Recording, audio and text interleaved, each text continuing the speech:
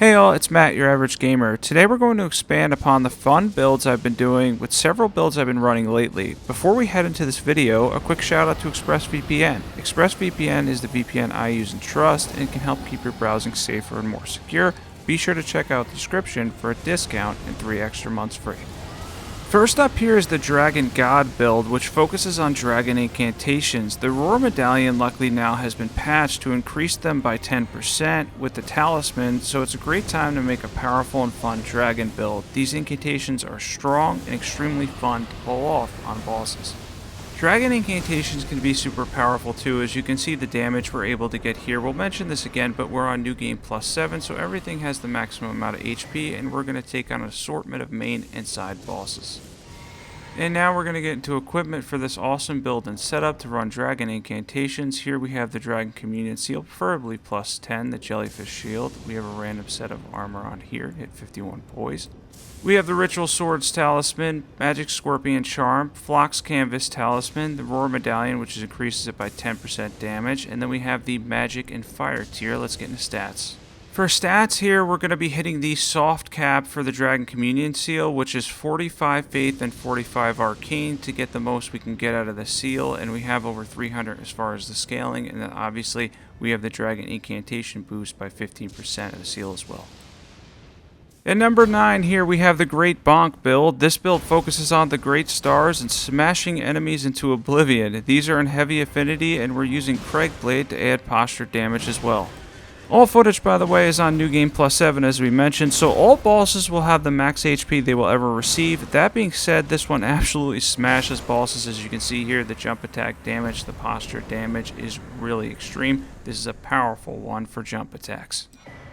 And we're going to get new equipment for this one, and for equipment we have 2 heavy Great Stars with Craig Blade attached to them for the posture damage and damage bonus in general. We have a random set of armor if you want to check that out here. We did use the Raptor's Black Feathers, hit over 51 poise. For talismans we have the Ritual Swords Talisman, Claw Talisman for the jump attacks, Axe Talisman if you want to throw in some charge hits as well, Erdtree's Favorite plus 2, and then we have the Faith tier and the Stance Breaking tier. Let's get into stats for this one.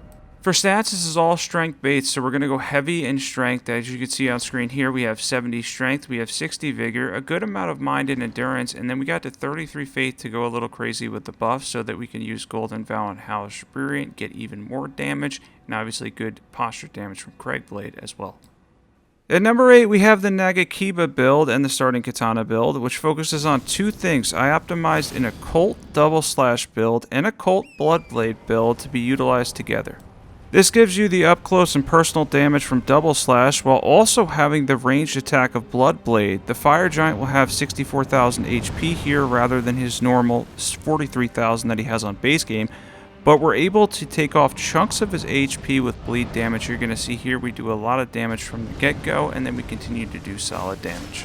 You haven't played on New Game so long that I actually forgot how much he has on base New Game. I believe it's 43,000. Here he has 64,000, so a big difference there. 21 more thousand HP the Fire Giant has, and you can see there I think we racked up 10,000 damage. For double slash, by the way, you can optimize it as a dexterity build with Blood Flame Blade. So if you want to run a dex build and then use Blood Flame Blade, you have a lot of variety there. But here we went for a Colt for the damage in between procs, and then to optimize a Blood Blade build that can be used for range bleed on top of double slash. The Fire Giant can be a pain as he frequently spams fire, no surprise there, but luckily he only took 1 try with this solid combination build. I really enjoy Bloodblade and Double Slash, so optimizing both for damage was pretty cool. The Nagakiba and starting Katana make a good combo together. If you want more reach, you can run dual Nagakibas too. This is the recommended build for those looking for a katana with an occult setup, as there's a ton of damage potential here. The Fire Giant would obviously give me difficulty, as you're going to see in phase 2, a little bit in phase 1, as he's always kind of a pain, but we're able to get a lot of damage on him. Yeah, maybe it's just me, but sometimes I have more difficulty in his phase 2 just because of his resistances and the fact that his weak points are a little bit harder to attack in phase 2. In phase 1 you have the ankle, which is so weak and easy to hit. In phase 2 you have the hand and obviously the eye that are much harder to hit. And as you can see there, if you're making contact with Bloodblade itself, you'll get even more bleed buildup if you have the contact hit along with Bloodblade, and then if need be, and you can see we can get a lot of bleed on screen, we can switch back to Double Slash for damage as well. I like being able to combine the two, and obviously you can run up and just hit them with both swords as well if you want to do your regular melee stuff, but I like using both Ashes of War, mixing in Bloodblade with double slash as you saw in the first phase to kind of combine the two. And we're going to have to chase him down a bit here. By the way, if you've been following my videos lately, I've been only posting once a week because I'm still dealing with 3 months of a tooth infection. It's been crazy. They worked on it twice. They're going to do something else to it. But yeah, I've had a tooth infection for 3 months now. So it's been a little bit difficult. I've been posting like once per week. But if you want to help the channel out and if you want to see a video every week, definitely be sure to hit that subscribe button and join an awesome growing community. And the Discord, by the way, will also be in the pinned comment below, so be sure to join that. That has, I think, close to 600 people now, so that's been pretty incredible. A whole bunch of new people joined too, which has been awesome. If you want to join that, check out the pinned comment below, and be sure to join the Discord. That being said, I really do enjoy Bloodblade. We're going to have one more Bloodblade build because a lot of people asked me for a Reduvia build, so I threw it into this video. And the Reduvia is quite good, but I like the Bloodblade Ash of War and being able to throw it on what you want to throw it on, and then /2. Let's get into equipment. For equipment, we have the Occult Nagakiba plus 25 in our main hand with Bloodblade. Offhand could be starting Katana or the Nagakiba in Occult with /, Dragon Communion Seal because it scales with Arcane, and then we have a random set of armor on. We did hit 51 poise. We have the Rotten Wing Sword Insignia, we have Lord of Blood's Exaltation, Shard of Alexander, and Millicent's Prosthesis for this one, and then we have the Thorny Successive Attack tier, Faith tier for buffs. Let's get into stats.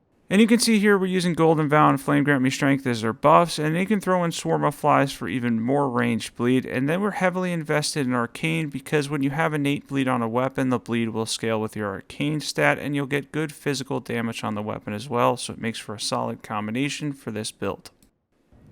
Next up at number 7, we have the Blood-Fueled Anchor build, and this one is another bleed-based build, as we've got a few in this video that focus on successive attack damage and bleed procs.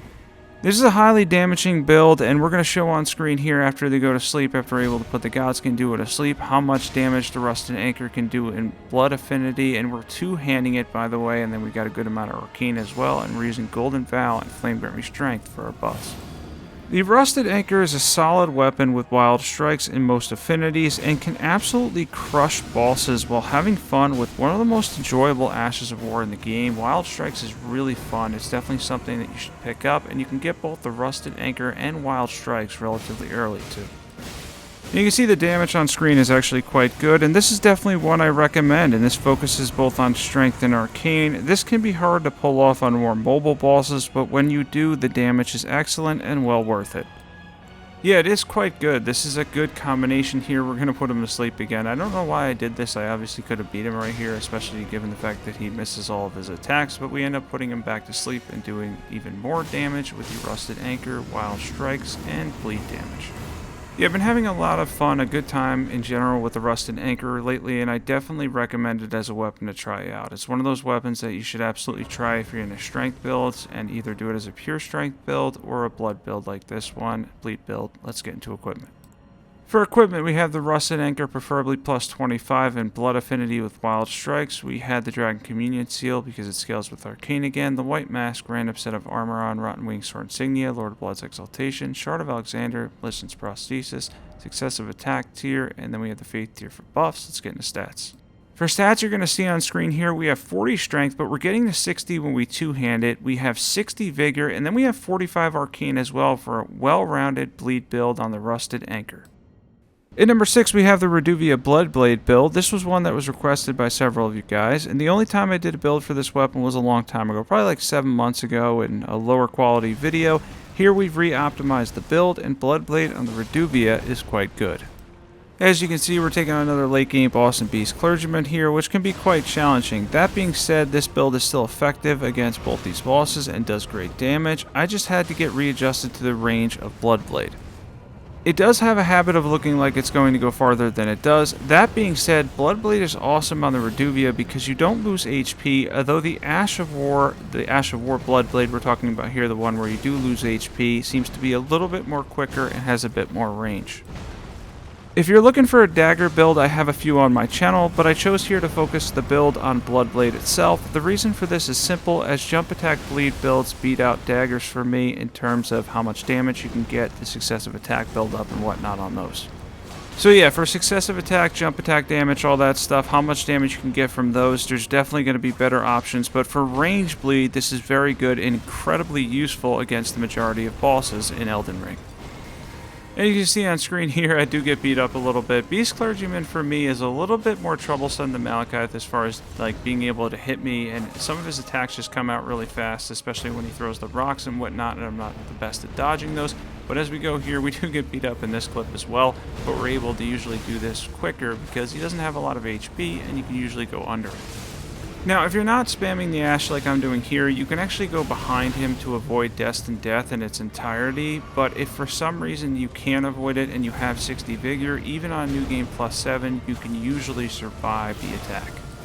Which is preferable, as you can see here, than his ranged attacks. Usually when I'm a little bit more focused, I can dodge some of those ranged attacks quite well now, but yeah, they can be frustrating, especially for newer players, so be aware of that. Going under him or near him can stop those ranged attacks. Some of the more difficult stuff to dodge, you can avoid it completely. That being said, in a second here, we're going to go over equipment for the Bloodblade build. I know a lot of people were asking me if I had one of these, and now I can finally say that I have a good quality one in a list video, and let's get into the equipment here. For equipment, I have the other one for backup, but you only really need one Reduvia plus 10, Dragon Communion Seal. We had a random set of armor on hit 51 poise, Ritual Swords, Talisman, Lord of Blood's Exaltation, Shard of Alexander, Millicent's Prosthesis, the Thorny Tier, Faith Tier for buffs. Let's get into stats. And as you can see, we're using Golden Vow, Flame Grant Me Strength, and then we have Swarm of Flies if we want to use that too, if you want to have even more range bleed. And here we have 50 Dexterity with Millicent's Prosthesis, 45 Arcane, we hit 60 Vigor as well. And you can also see here that we have 20 Mind and 23 Endurance, so a good amount there for a well-rounded build and setup for Reduvia Bloodblade. Okay, so at number 5, and these are ranked just to how much fun I've been having with these lately, I've been using the Grafted Dragon because a lot of people have asked me to build around this. They want to build for the Grafted Dragon. I do listen to feedback and finally made one and squeezed it into this video. It can be pretty powerful though, as you're going to see on screen shortly here, as we're going to use its Ash for a lot of fire damage. This weapon isn't bad by any means. It's not really great either, but it's definitely not bad. Here we just took on a tree avatar to get into good damage. The weapon is kind of hilarious and extremely fun to use and has one of the most random Ashes of War in the entire game. Yeah, seriously, if you're looking for a good time and you want a faith-based build, especially since you can run like different incantations and things around this, like if you wanted to throw in fire incantations, it would fit it well. The Ash of War scales primarily with your faith stat anyway. You can actually get a lot of damage out of the Ash of War for the Grafted Dragon, making it a decent weapon. Is it perfect? No, it's probably far from perfect, but it can be really good, and it's a good faith weapon. Now, for the Grafted Dragon, we would have that at plus 10. Any seal will do here. I just had that one because it was weightless. We had a random set of armor on, Fire Scorpion Charm, Shard of Alexander, Ritual Swords Talisman, Erdtree's Favorite plus 2, Fire Tier, Faith Tier. Let's get into stats for this one. By the way, that's a Sanguine Noble robe. I get a lot of questions about that one. It is a light chest piece, but it does look cool. We have Golden Vow and Flame Grant Me Strength as our buff. 60 Vigor. We hit 70 Faith with the Faith tier. 30 Strength for a well-rounded and solid Faith build for the Grafted Dragon. At number 4 here, we have the Thunderbolt build, one of the most spammable Ashes of War in Elden Ring. You can become a Dexterity Lightning God by throwing this on a weapon of your choice. With the higher AR, the more damage from Thunderbolt. We have it on the Guardian Sword Spear here for a decent amount of damage on the Ash and a solid weapon in Keen Affinity. You can spam this fast and it does good damage, and most bosses will get hit by it 2 to 3 times before reacting much. This is a fun one that I recommend trying if you're looking for a Dexterity Lightning build in Elden Ring. And here, since he has 0 lightning resistance, he's weak to lightning, we were able to beat up on Golden Shade pretty good using the Guardian Sword Spear. And by the way, that special charge attack, basically a spinning slash type thing, is really nice too. And then you have that A scaling and really good base damage and Keen Affinity. Let's get into equipment. And for equipment, we have the Keen Guardian Sword Spear with Thunderbolt, and then we have any seal. We had a random set of armor on here. We hit 51 poise, Lightning Scorpion Charm. We have the Shard of Alexander as well. Ritual Swords Talisman, Erdtree's Favorite plus 2. We have the Faith tier, Lightning tier. Let's get into stats for this one. For stats, we have 65 Dexterity because we're Dexterity focused. We went for Keen Affinity because there's more damage on the weapon. It scales better than Lightning Affinity. We have 33 Faith with the Faith tier because we're using Hellish Fury to boost the damage to Thunderbolt as well, and 60 Vigor for a solid Thunderbolt build and setup. At number 3, we have Eleonora's Pole Blade with a Cold Twin Blade at its side. This is a fun combo as the Ash of War and Eleonora's Pole Blade is quite fun, having a cool rhythm and style to it as well.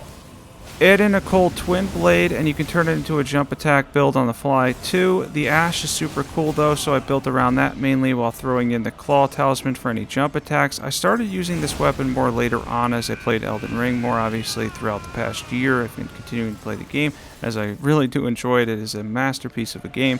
And yeah, as far as this over Rivers of Blood, after the Rivers of Blood was nerfed so many times, I kind of switched to Eleonora's Pole Blade and have been stuck at this. This weapon has been awesome and it's a ton of fun to use. The Ash of War is kind of erratic, but since the Rivers of Blood got nerfed so much, this is a pretty solid option now. Yeah, if you use this with a Cold Twin Blade with Chilling Mist, you can turn this into a cool Fire and Frost build that also has a little bit of bleed build up on the jump attacks as well for solid damage while using the really fun Ash of War too.